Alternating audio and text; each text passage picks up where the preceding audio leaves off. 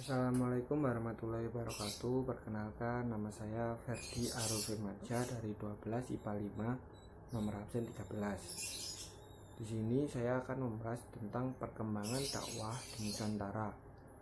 Namun saya tidak akan membahas seluruh Nusantara. Saya hanya membahas tentang Sumatera sampai ke Jawa. Islam masuk ke Sumatera pada abad ke-7 Masehi, yang pada waktu itu di Sumatera telah berdiri kerajaan Buddha di Sriwijaya, yang menjadikan Islam masuk ke daerah itu sedikit mengalami kesulitan. Dan pada waktu itu kerajaan Sriwijaya mendapat serbuan dari India, maka kesempatan itu digunakan untuk menyebarkan Islam di berbagai daerah. Islam di Nusantara, khususnya Aceh, dipercaya sebagai cikal bakal penyebaran Islam di Nusantara. Penyebaran Islam dilakukan oleh para saudagar Arab yang hilir mudik berdagang dari Mesir, Persia, Gujarat ke Cina melalui Barus Mansur.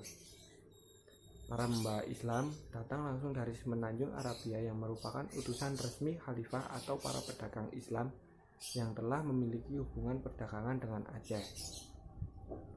Hubungan yang sudah terbina sejak lama yang melahirkan asimilasi keturunan Arab Aceh di sekitar pesisir ujung pulau Sumatera.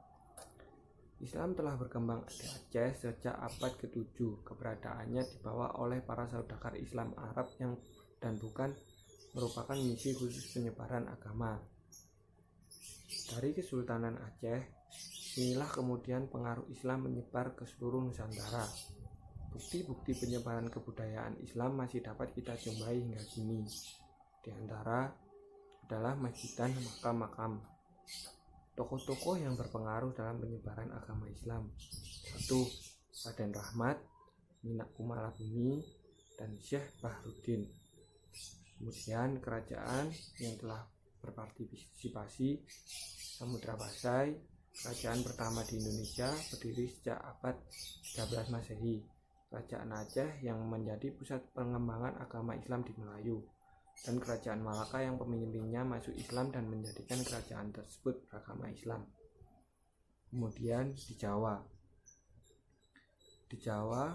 Islam masuk melalui pesisir utara Pulau Jawa, ditandai dengan ditemukannya makam Fatimah bin Maimun bin Hibatullah yang wafat pada tahun 475 Hijriah atau 1082 Masehi di Desa Leran, Kecamatan Manyar, Gresik. Di samping itu di Gresik juga ditemukannya makam Maulana Malik Ibrahim dan Hasyan yang meninggal pada tahun 822 Hijriah atau 1419 Masehi. Penyiaran agama Islam di Pulau Jawa dilakukan oleh para wali yang berjumlah 9 yang dikenal dengan Wali Songo, yaitu adalah Syekh Maulana, Sunan Kalijaga, Sunan Ampel, Sunan Giri, Sunan Bonang, Sunan Derajat, Sunan Gunung Jati, Sunan Muria, dan Sunan Kudus. Kemudian kerajaan-kerajaan yang berpengaruh terhadap masuknya Islam di Jawa, yaitu Kerajaan Demak. Kerajaan Demak didirikan oleh Raden Patah 1475. Kerajaan ini berpusat di pesisir utara Jawa Tengah. Demak pada awalnya adalah wilayah kadipaten di bawah Kerajaan Majapahit. Namun pada abad ke-15, Raden Patah mampu menaklukkan Majapahit. Kemudian Kerajaan Mataram. Mataram Islam didirikan oleh Ki Ageng Pamanah pada tahun 1582. Pusat dari Kerajaan Mataram terletak di Jogja, dengan ibu kota di Kota Gede.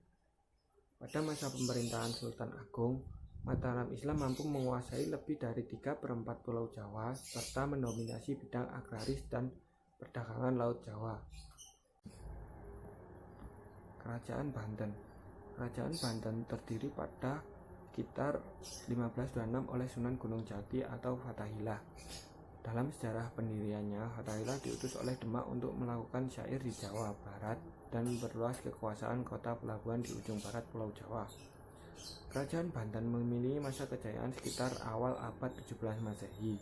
Banten menjadi pusat perdagangan internasional dari komoditas lada, cengkeh, dan pala. Kerajaan Banten memiliki pelabuhan internasional di kawasan Jakarta dengan tingkat intensitas perdagangan yang sangat ramai. Sekian pembahasan saya kali ini.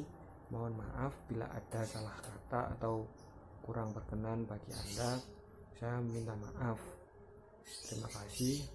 Wassalamualaikum warahmatullahi wabarakatuh.